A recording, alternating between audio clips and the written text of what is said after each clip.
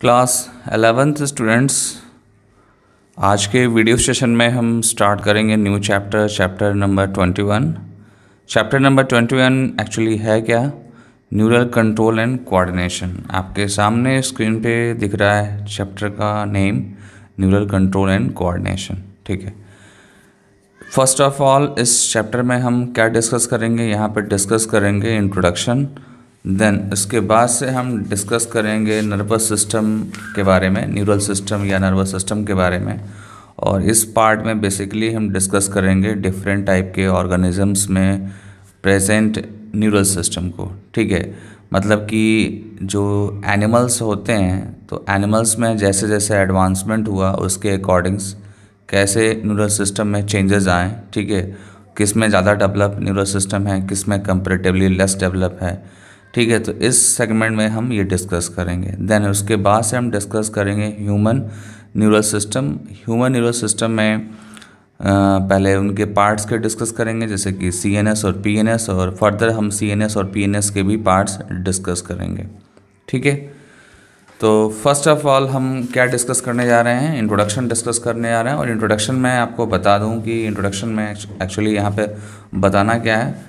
जो यहाँ पे फर्स्ट लाइन बोल रहा है वो ये बोल रहा है कि जो भी हमारे बॉडी है, आप सबको पता है कि ह्यूमन बॉडी में जो है डिफरेंट टाइप के क्या होते हैं, ऑर्गन सिस्टम होते हैं, डिफरेंट टाइप के ऑर्गन सिस्टम। ठीक है, लाइक एग्जांपल अगर देखा जाए तो डाइजेस्टिव सिस्टम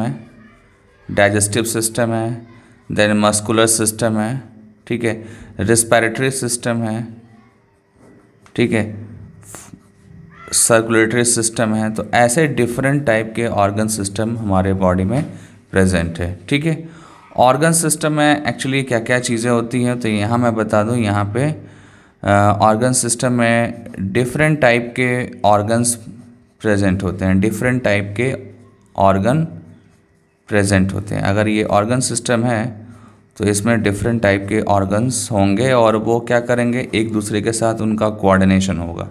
फॉर एग्जांपल आप देखो, जैसे कि एक कोई ऑर्गन है, B भी कोई ऑर्गन है, C भी कोई ऑर्गन है, D भी कोई ऑर्गन है, और ये सब क्या है, एक दूसरे से रिलेटेड हैं, एक दूसरे से कोऑर्डिनेटेड हैं, और कोऑर्डिनेट करके जो है एक पर्टिकुलर फंक्शन जो है परफॉर्म करेंगे। लाइक अगर आप डाइजेस्टिव सिस्टम डिस्कस कर रहे हैं, तो डाइजेस्टिव सिस्टम में आपका गैस्ट्रोइंटेस्टाइनल ट्रैक है, लीवर है, पैंक्रियाज है, ठीक है, डिफरेंट पार्ट्स हैं, और वो सारे के सारे पार्ट्स क्या करते हैं, डाइजेशन में हेल्प करते हैं।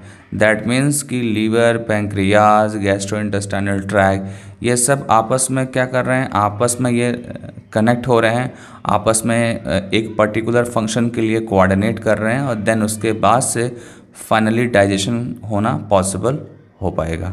ठीक है, तो यहाँ आप देखिए, यहाँ पे NCERT क्या बोल रहा है, as you know the function of organ and organ system in our body must be coordinated to maintain homeostasis. ठीक है, मतलब जितने भी हमारे बॉडी में ऑर्गन हैं या ऑर्गन सिस्टम है, ये सब क्या है, ये कोऑर्डिनेटेड है, और कोऑर्डिनेट होके जो है ये होम्योस्टैटिस एक बिग फिनोमेना है। ठीक है, होम्योस्टैटिस एक बिग फिनोमेना है जिसमें बॉडी के एवरीथिंग, मतलब बॉडी में जो भी चीज़ें प्रेजेंट हैं उनको बैलेंस करना होता है।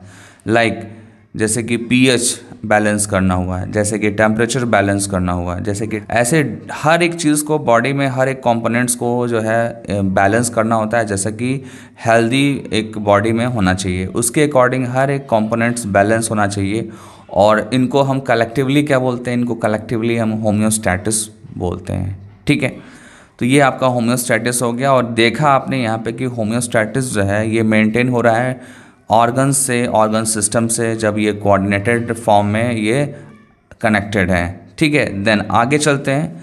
आगे क्या है देखो आप, coordination is the process through which 2 or more organs interact and complement the function of one another. ठीक है, ये मतलब यहाँ पे ये है कि बहुत सारे ऑर्गन्स क्या करते हैं, इंटरैक्ट होते हैं, ठीक है, और आपस में एक दूसरे को वो हेल्प करते हैं। ठीक है, यहाँ पे कॉम्प्लीमेंट का मतलब होता है कि किसी एक टास्क के लिए सबका थोड़ा थोड़ा रोल होता है, किसी का ज़्यादा रोल हो सकता है, किसी का कम रोल हो सकता है। तो वो सारे एक साथ जब मिलते हैं तो एक फंक्शन को परफॉर्म करते हैं, एक फंक्शन को परफॉर्म करते हैं। आप यहाँ पे सेंटेंस को देखो, coordination is the process through which 2 और more organs interact and complement the functions of one another. ठीक है, इसको थोड़ा समझते हैं। जैसे कि फॉर एग्जांपल अगर आप देखो, ये लीवर है, सपोज दैट लीवर है, ये लीवर है, और ये पैंक्रियाज हो गया आपका, ये जीआई ट्रैक हो गया। ठीक है, ये सपोज दैट गॉल ब्लैडर है। तो ये सारे क्या हैं, आपस में कनेक्टेड हैं, ये सारे के सारे आपस में कनेक्टेड हैं और कोऑर्डिनेट कर रहे हैं फंक्शन को। ठीक है, और फंक्शन जो है वो क्या है, डाइजेशन है। ठीक है, डाइजेशन मेन फंक्शन है, और इस मेन फंक्शन को लीवर, पैंक्रियाज, जीआई ट्रैक और गॉल ब्लैडर जो है हेल्प कर रहे हैं। ठीक है, अब यहाँ पे अकॉर्डिंग टू एनसीईआरटी एक एग्जाम्पल दिया हुआ है, इसको हम डिस्कस करते हैं। ये एग्जाम्पल है, ठीक है, ध्यान दो आप, मैं हर एक पॉइंट को मार्क कर देता हूँ ताकि आपको हेल्प मिले। ठीक है, आप यहाँ पे देखो, जो ये आपका एनसीईआरटी का एग्जाम्पल है, इसको मैंने यहाँ फ्लो चार्ट में कन्वर्ट कर रखा है, और इस फ्लो चार्ट को समझने के बाद हम फिर इस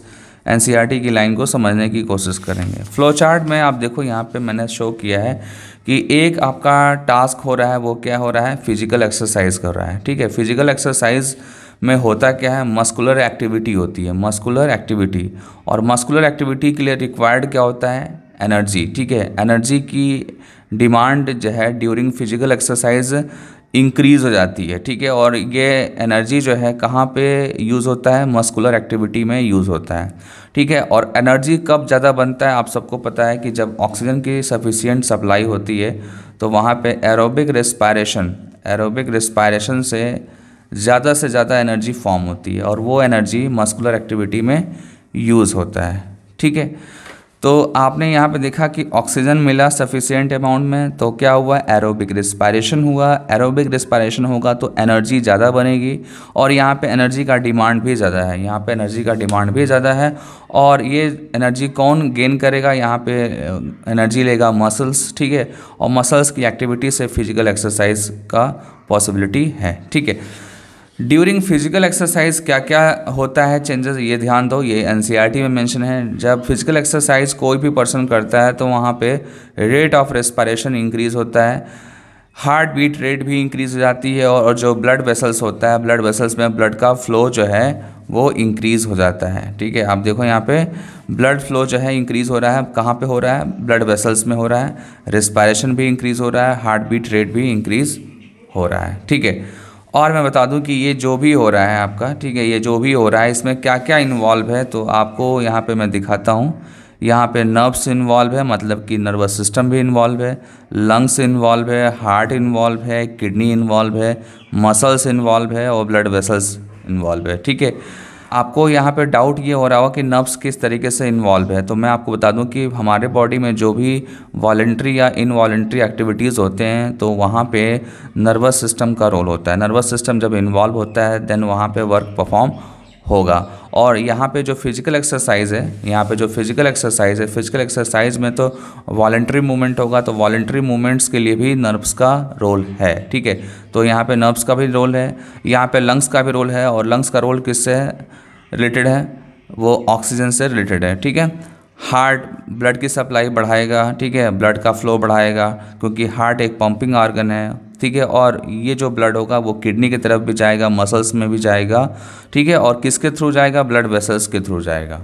ठीक है, तो ये सारी की सारी चीज़ें जो हैं फिजिकल एक्सरसाइज में इन्वॉल्व होती हैं, इनका आपस में क्या है, कोऑर्डिनेशन है।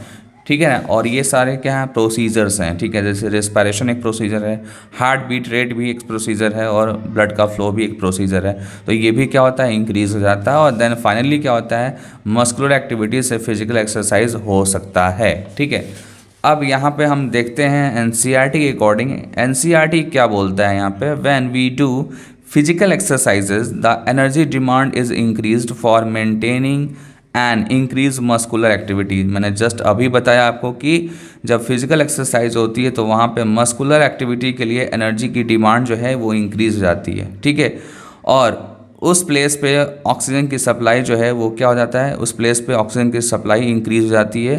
The increase supply of oxygen necessities an increase in the rate of respiration, heart beat and increase blood flow via blood vessels. ठीक है, देन इसके बाद से देखते हैं when physical exercise is stopped. कह रहा है कि सपोज दैट फिजिकल एक्सरसाइज आपने रोक दिया, स्टॉप कर दिया, तो क्या होगा। ठीक है, तो आप यहाँ पे देखो the activities of nerves, lungs, heart, kidney gradually return to their normal conditions. ठीक है, nerves, lungs, heart, kidney gradually return to their normal conditions. जो भी यहाँ पे nerves, lungs, heart, kidney work कर रहे थे वो क्या होंगे, अपने नॉर्मल पोजीशन पे वो या नॉर्मल फंक्शनिंग को परफॉर्म करना स्टार्ट कर देंगे जब फिजिकल एक्सरसाइज स्टॉप हो जाएगा, when physical exercise is stop then. ठीक है, okay. Thus the function of muscles, lungs, heart, blood vessels, kidney and other organs are coordinated while performing physical exercise. ठीक है, मतलब फाइनली ये बोल रहा है कि जब फिजिकल एक्सरसाइज होगा तो muscles, lungs, heart, blood vessels, kidney and other organs यहाँ पे कोऑर्डिनेटेड फॉर्म में इन्वॉल्व होंगे और देन फिजिकल एक्सरसाइज हो पाएगा। ठीक है, तो ये आपका एग्जाम्पल फिनिश हो गया। अब इसके बाद से नेक्स्ट जो लाइन है वो क्या है, in our body the nervous system and the endocrine system jointly coordinated and integrate all the activities of the organs so that they function in a synchronized fashion. ये इंपॉर्टेंट लाइन है, ये fact based जब questions होते हैं like incorrect या correct statement में इस line को पूछते हैं। ठीक है, यहाँ से क्वेश्चंस आते हैं। यहाँ पे ये बोल रहा है कि जो न्यूरस सिस्टम है और एंडोक्राइन सिस्टम है ये ज्वाइंटली क्या करते हैं, ये कोऑर्डिनेट होकर और डिफरेंट टाइप की एक्टिविटीज़ को रेगुलेट करते हैं, डिफरेंट टाइप की एक्टिविटीज़ को रेगुलेट करते हैं ये जब कोऑर्डिनेट होकर इंटीग्रेट होकर वर्क परफॉर्म करते हैं। ठीक है, इन अ सिंक्रोनाइज्ड फैशन। ठीक है, आपको मैं बता दूं कि कभी कभी ऐसा होता है कि जहाँ पे मैं आपको बता दूं कि एक पॉइंट है एंडोक्राइन सिस्टम में जहाँ पे बताया जाता है कि कुछ ऐसे प्लेस होते हैं जहाँ पे नर्वस सिस्टम इन्वॉल्व नहीं हो पाता है, तो उस प्लेस पे एंडोक्राइन सिस्टम जो है हार्मोन के हेल्प से जो है उस प्रोसेस को रेगुलेट करता है। ठीक है, ये आपको लाइन मिलेगी कहाँ पे, एंडोक्राइन सिस्टम में। जब आप उसके इंट्रोडक्शन की स्टडी करेंगे तो वहाँ पे ये मिलेगा आपको। ठीक है, केमिकल कंट्रोल एंड कोऑर्डिनेशन के इंट्रोडक्शन में ये मिलेगा।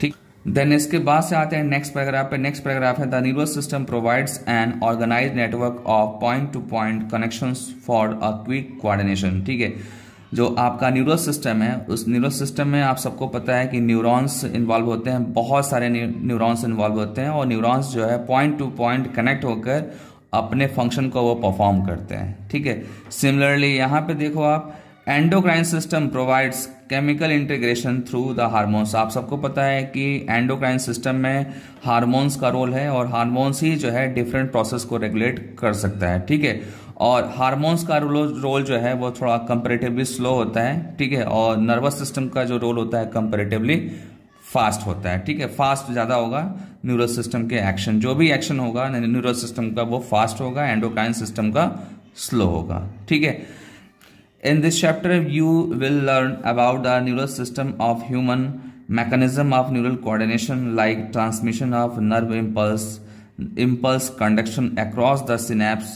and physiology of reflex action। ठीक है, इस चैप्टर में हम क्या पढ़ने वाले हैं, यहाँ पे हम ह्यूमन के नर्वस सिस्टम के कंपोनेंट्स को पढ़ेंगे। देन उसके बाद से मैकेनिज्म ऑफ न्यूरल कोऑर्डिनेशन पढ़ेंगे, लाइक आपका ट्रांसमिशन ऑफ नर्व इम्पल्स पढ़ सकते हैं, impulse conduction across the synapse. ठीक है, सिनेप्स के अक्रॉस जो है नर्व इम्पल्स कैसे वर्क करता है। ठीक है, और रिफ्लेक्स एक्शन में क्या फिजियोलॉजी होती है, ये सारा टॉपिक हम यहाँ पे पढ़ने वाले हैं। ठीक है, देन इसके बाद से हम न्यू टॉपिक स्टार्ट करेंगे।